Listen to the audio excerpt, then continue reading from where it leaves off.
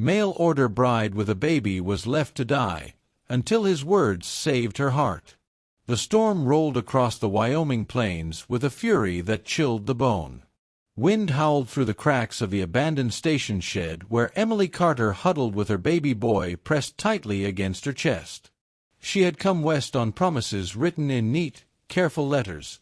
A man named Thomas Harlan, a widower rancher who said he was lonely, who said he longed for a wife to help raise his home again. For Emily, a widow herself with a newborn, his words had seemed like salvation. She had sold what little she owned for the fare, boarded the train, and held her baby close with hope. But when she arrived, there was no Thomas. No wagon, no warm smile, not even a note. She asked after him at the station. The station master had sighed, shaken his head, and muttered that Thomas Harlan had left the territory weeks ago. Rumor was, he'd run off after gambling away his ranch. Emily had been tricked. Now, with no money, no family, and only a thin blanket to cover her child, she crouched in the corner of the cold station shed, praying her baby's cries would not grow weaker.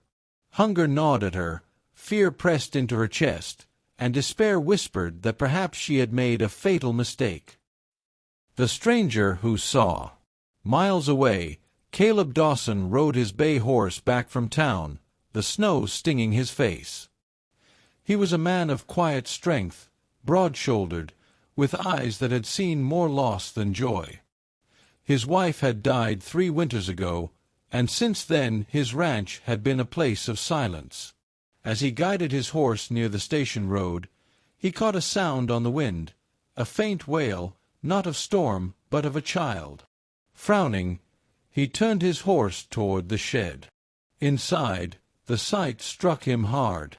A woman, gaunt with exhaustion, sat curled on the floorboards, her arms wrapped around a small bundle. Her lips trembled as she tried to hush the baby, though her own tears streamed silently down her cheeks.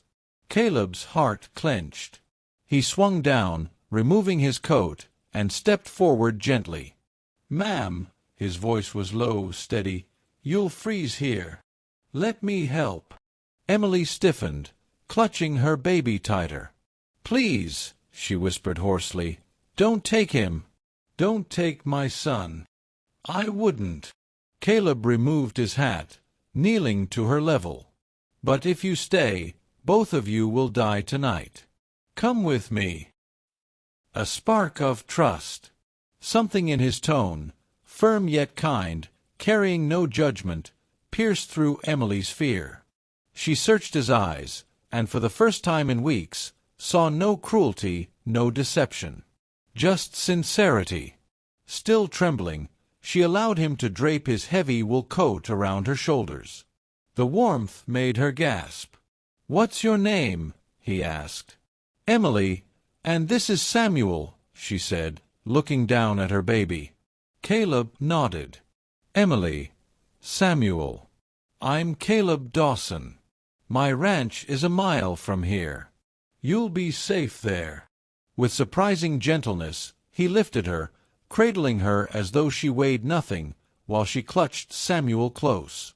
The horse carried them through the storm, Caleb's arms holding them steady against the wind. At the Dawson Ranch. The cabin's fire crackled warmly when Caleb set her inside. He stoked the flames higher, then brought bread, broth, and warm milk. Emily ate with shaking hands, tears of relief sliding down her face as Samuel finally slept soundly in a cradle Caleb had set near the fire. Days passed. Emily regained strength, though the memory of betrayal still haunted her. Caleb asked no prying questions, yet his presence was steady, fixing her a place to rest, tending her ankle when she stumbled, leaving small kindnesses like fresh water or a blanket by her side. Emily began to notice things. The way his hands, rough from ranch work, handled Samuel with unexpected tenderness. The way he spoke little, but when he did, his words carried weight. One evening, as Samuel giggled on the rug, Emily looked up to find Caleb watching with an expression she couldn't name, soft, yearning, as though a wound inside him was slowly healing. the words that saved her. That night, after Samuel had fallen asleep, Emily sat by the fire, staring into the flames. "I thought I was going to die at that station," she whispered. "We were left there like we didn't matter.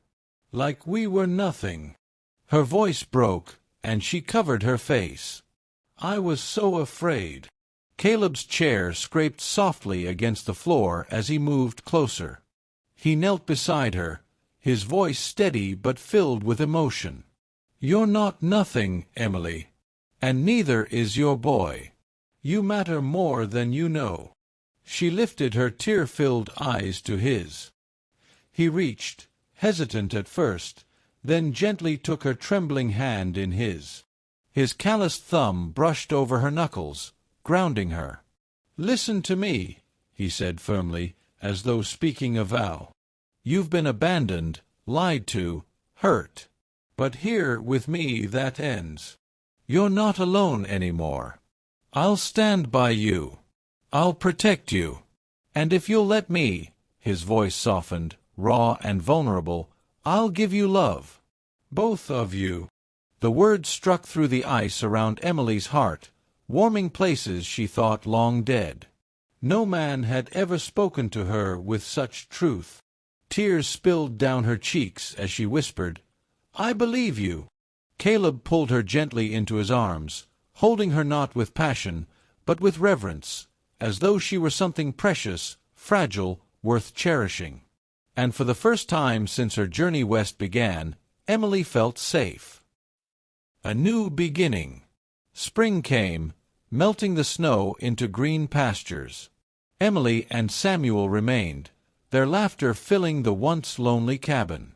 Caleb built Samuel a cradle that rocked by the fire, and Emily filled the home with warmth, mending curtains, planting flowers outside the porch.